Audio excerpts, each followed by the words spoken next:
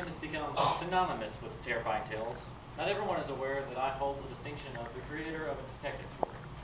In Murders in the Rue Morgue, a series of ghastly murders occur in Paris. The killer seems unstoppable until C. Augustin Dupin, chief of detectives, steps onto the scene. Come with me now to Paris, France, to Madame L'Espagne's fourth floor apartment. It's a rainy summer evening in 1842.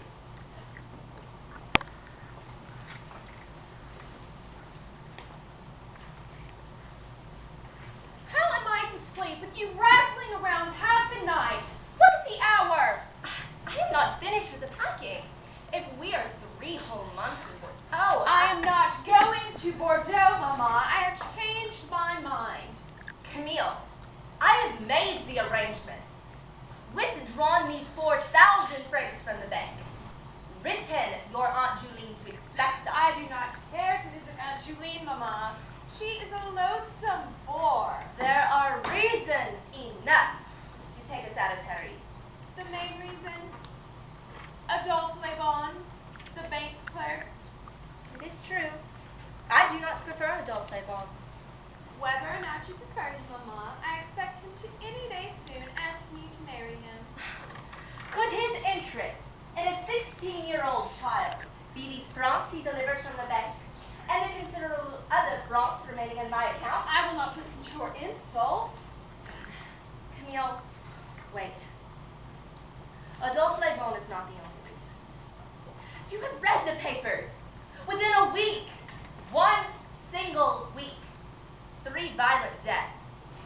A woman tied and drowned in the river. And that unfortunate girl pushed to her death.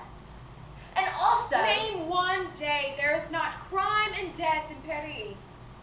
3 tragic victims. All women. The case is not yet solved. Perhaps it's the same madman who runs loose to strike again. In the Gazette des Tribunaux, just yesterday, Monsieur Dupin, chief of detectives, stated his own alarm. He advised every precaution. Doors locked at all times. Monsieur Dupin himself.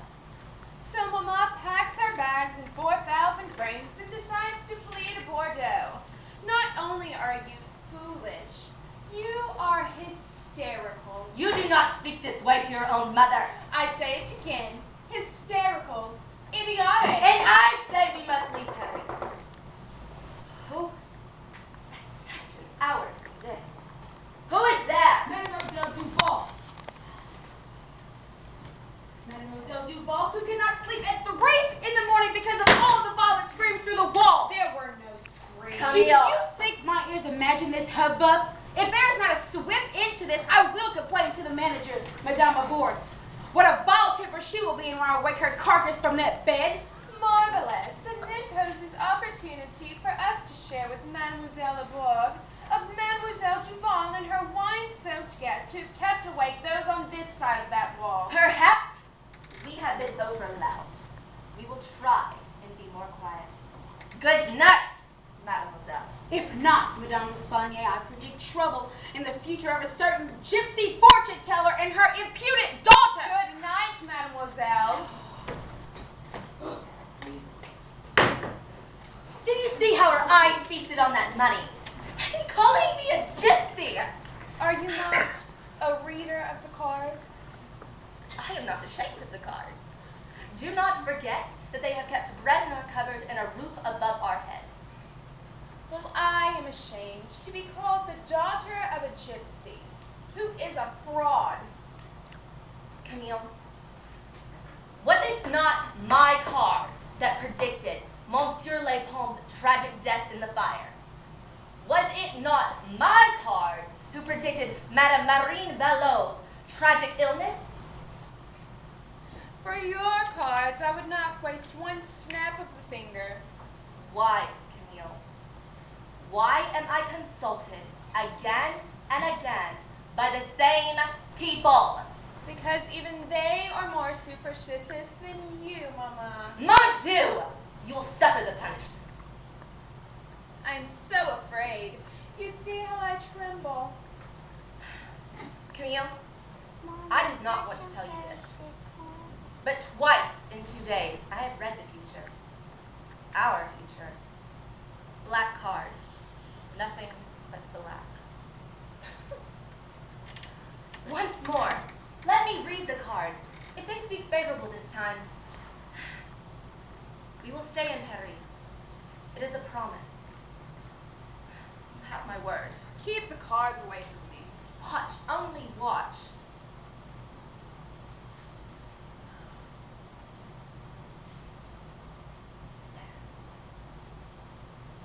What do you see? 3 black cards. You are destined for death, Mama. Beware. Do not jeer. I forbid. Come, draw your cards. No. I insist. S'il vous plaît. Have it your way.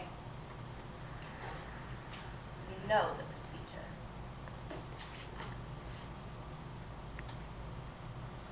Well? 7 of spades. And the second card. 3 of clubs. Third card. Black or red? This really is ridiculous. Black or red? Queen of clubs. Black cards. 2 are only misfortune, but 3 black ones is death. But only in pity, not in Bordeaux. We cannot be sure. You were sure enough. But the cards were arranged, weren't they? The black ones on top. You clever witch. How dare you! Someday I'll kill you for less than that. Who is there? Pauline Aubourge. What do you wish, Madame Aubourge? I wish for you not to keep the tenants of this floor awake. One has already complained.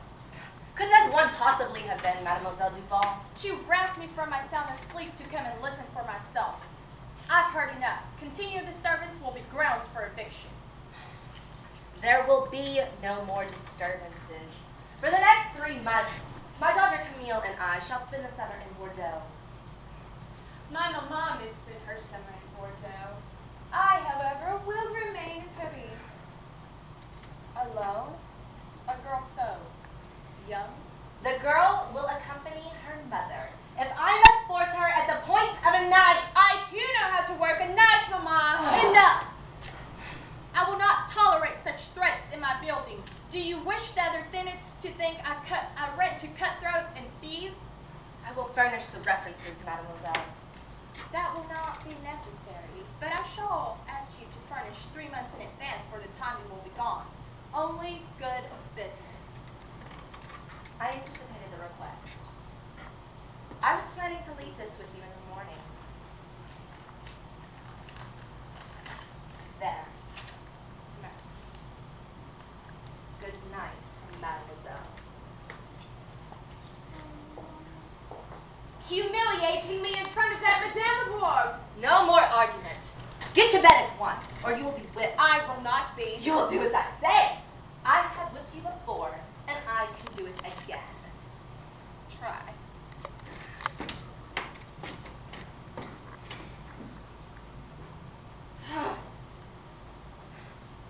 What did I do with that beating stick?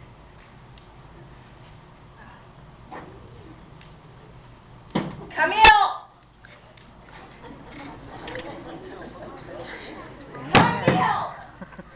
Will you do so good to answer when I call? Camille! Camille, you she-devil!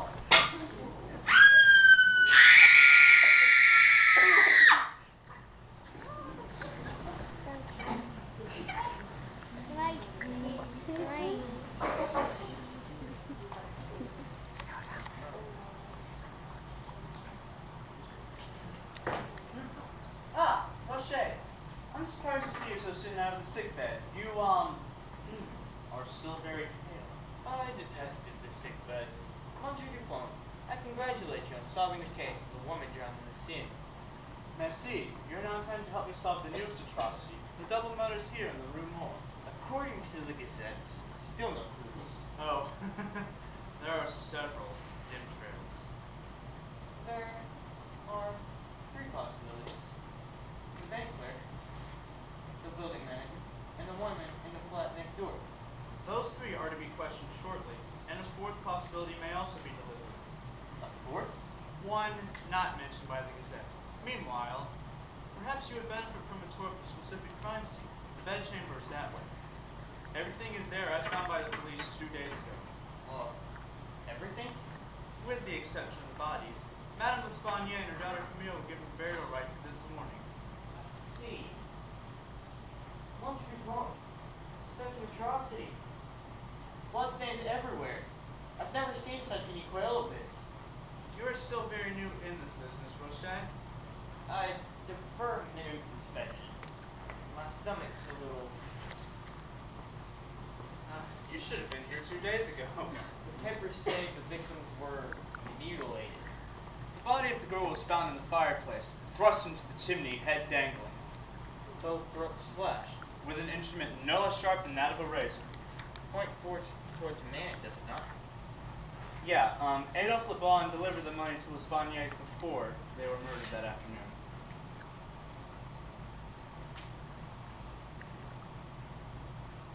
Perhaps you would like to look out the window? But it's locked. Just open it.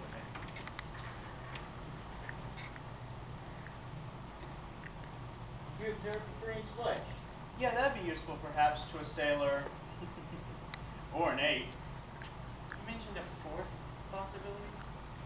Yeah, yeah, but I'm not expecting him just yet.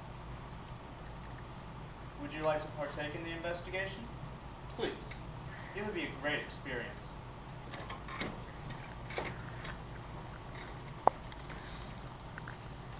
Excuse me, officer. Will you send in the building manager and the neighbor woman? In fact, you may take charge. With occasional assistance. Of course.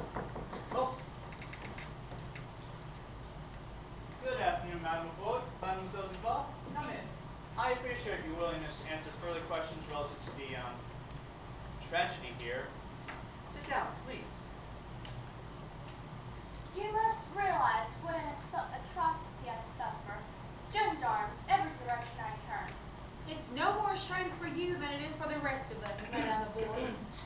Allow me to introduce my assistant, Monsieur Robert Roche. He would like to work with you, please. Mademoiselle Duval, you were the neighbor of the deceased for how long? Too long. Almost a year. Where I remained with the screams between those two. Oh, And you would call the relationship between the two inharmonious? today I would be a rich woman if for every time I yelled through the wall or pounded on it, I was paid in gold francs. That Camille, the worst kind of demon. The mother was equally as bad. I heard all the threats. Tell us about the threats. On the night of the tragedy, Madame L'Espagne screamed at her daughter any number of times. Once she turned to me and said, Camille will accompany her mother to Bordeaux, even if I must force her at the point of the knife. Through the wall, I heard the girl shout, "Someday I'll kill you for less than that!" The very words. Which of you was the last to see the deceased alive? Well, I went to the door to complain about the noises, only to receive insults for my troubles. When the voices continued, I went below and insisted that she come in here for herself. So it was she, Madame Aubourge.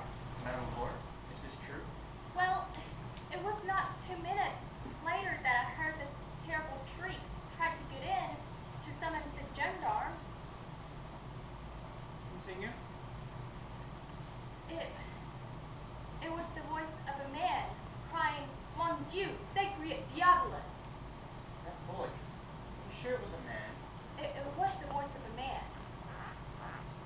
I heard no voices, only screams, and my bedchamber is beyond that wall.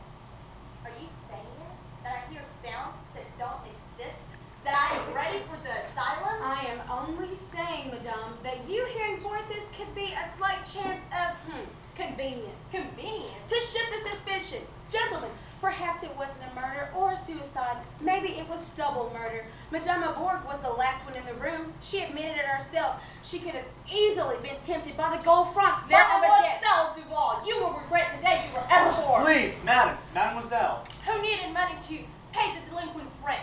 4 months she owes. 4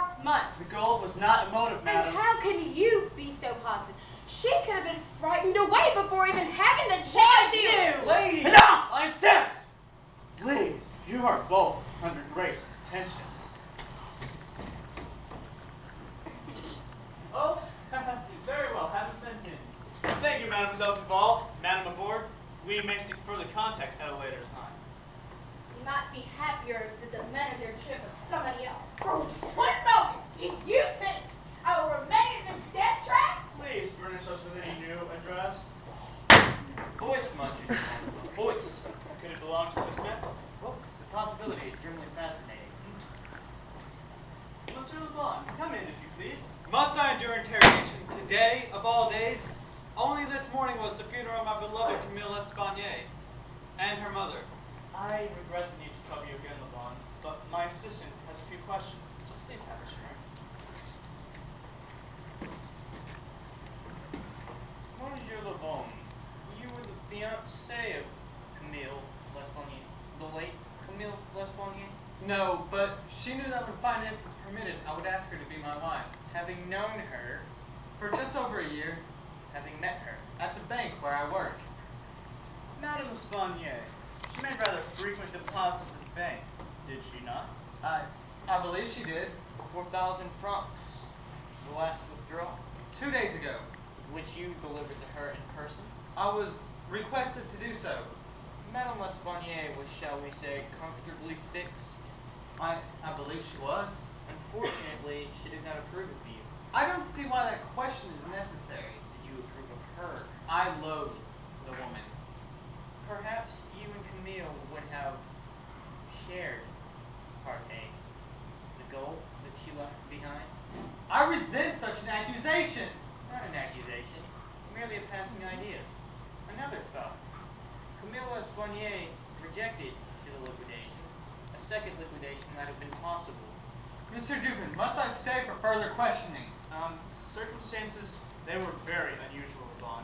You were discovered on the street not 2 blocks from here at 20 after 3 that fateful morning. I told you, I couldn't sleep. I only lived 3 blocks from here and I was out for a nightly stroll.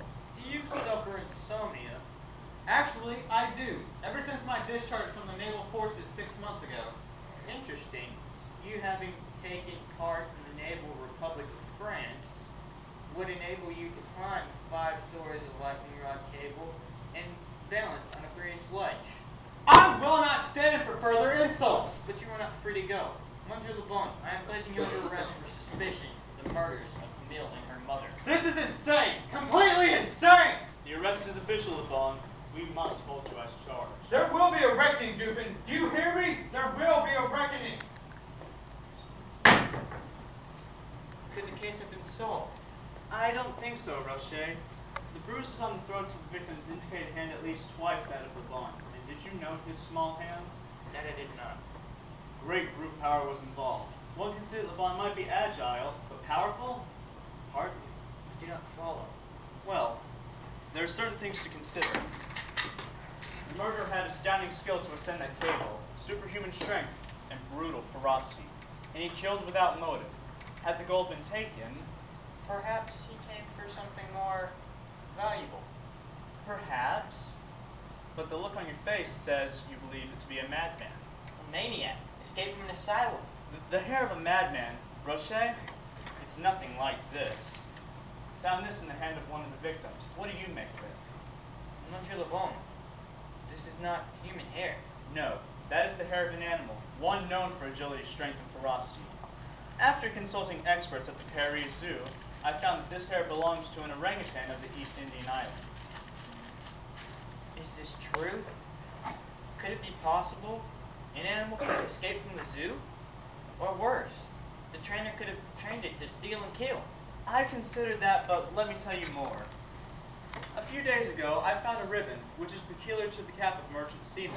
So yesterday, in a newspaper popular among sailors, I placed a small notice.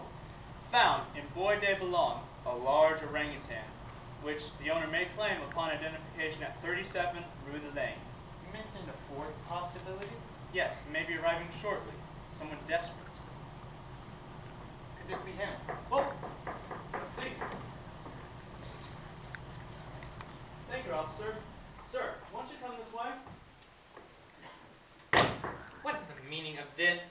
At 37 Rue de Lane, I arrived to pick up my lost property, and am seized by 2 gendarmes and brought here by force, against my will. I placed the item, monsieur. It wasn't possible for you to be at 37 Rue de Lane. I hope you wouldn't object to coming here to discuss your lost property. I am not a criminal. The police had no right. You are not under arrest, monsieur. Sit down, please. I believe your lost property is an animal. An orangutan of the Bornese species. The animal is not mine. It is a friend of mine, and it can be sold to the zoo for a very high price. Naturally, my friend wants to recover it. Then why did your friend not come to claim his own property? Oh, he suffered an injury to the foot from the deck of our merchant vessel. So, may I have his name and petty address? Oh, no. I am not at liberty to discuss that. Where is the animal? We keep him chained in the kitchen. He's held in a stable nearby. You will oblige Ow. me by returning the animal at once. I will pay for all expenses necessary. Can you identify the animal? Who is this man? Could you identify the orangutan? Why could I not? He was brought here in a wooden cage to Borneo. And only 2 nights ago, I assumed the orangutan somehow escaped his cage. How should I know? Well, let's see. You were with the shipmate, both attempting to capture the orangutan since one man could scarcely hope to handle him alone. It was very important he be recaptured because it had an open razor in one hand. What kind of trap? But there was a razor, am I right? Your razor? Yes? No? 1 moment, if you please, monsieur. What a clever scheme. Who are you? Feel honored. You talking to Monsieur Dupin? The famous Dupin? Who solves all murders even if he has to convict an innocent person? Who has said anything about convictions? Here, at 57 Rue de Lane, 2 women were brutally murdered, and you are trying to pin this fly to the wall. But you will not snare me, Monsieur Dupin. Even the papers say there's no evidence. Here! Of course, why are we here? Picked up from the hand of one of the victims from the hide of the orangutan. Do you recognize the texture, the color? Yes. I lied. It was the animal that killed the women. I would have stopped it, killed it if I had the chance. Your friend's animal or your own? The animal was mine. I lied. Then why not tell us everything? The truth. You already know much of the truth. The escape of the orangutan, the razor in its grasp, my razor, yes. Pursuing him here to the Rue Morgue. I alone, Pierre de Monte. What then happened? The only lights burning were in this flat. The animal was magnetized by the lights. He climbed the lightning rod, jumped into the window, the razor still in its grasp. You followed up to the wire? I followed. But it was too late. The women were already murdered. There was nothing I could do. Then it was his voice the manager heard. It was horrible. Horrible. So there you stood in the midst of the butchery, fearful the discovery would link you with the crime, and certainly lead to the guillotine. Yes, there was nothing else I could do. The animal had already climbed out the window and down the lightning rod and escaped. I cannot say I blame you. Now you know the truth. All the truth. This time I believe you, monsieur. I'm confident that there will be no charges and only statements to sign. Meanwhile, alerts must be sounded. With the orangutan still at large, he must go behind bars. Monsieur Dupin, if I were to be in head of the case, an innocent man would have gone to the guillotine. Adolphe, the bank clerk. As I said before, Roche, you are still new in this business and there is much to learn. But if you hurry, you might get to headquarters before is formally charged. I'll go at once. Afterwards, stop by the offices of the Gazette. The papers will be happy to share with Harry the end of the tragic murders in the Rue Morgue. Oui, it's easy to say, Monsieur Dupin.